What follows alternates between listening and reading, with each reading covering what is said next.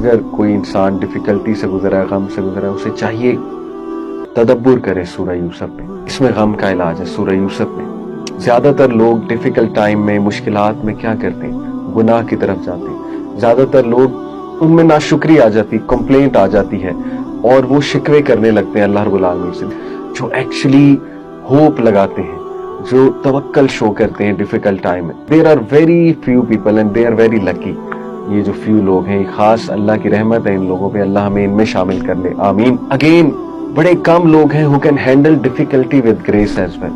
اور صبر جمیل کہتے ہیں اس کو، ہے beautiful patient handling difficulty with grace. There are very few people. بتاتا چلوں کہ خدیجہ رضی اللہ عنہا کی جو ہے سپورٹ، وہ یہ بات بیان کرتی ہے کہ اگر مرد کی بیوی اس کو سپورٹ کرے اور اس کو اسٹرینتھ دے اور اس کے لیے سکون کریٹ کرے، اس کو محبت دے اور اس کے لیے راحت کریٹ کرے، تو ایک انسان باہر کا کوئی بھی چیلنج لے سکتا ہے. اور اگر گھر میں سکون نہیں ہے انفارچونیٹلی، تو پھر وہ باہر بھی فیل ہو جائے گا. تو یہ بہت امپورٹنٹ پوائنٹ ہے.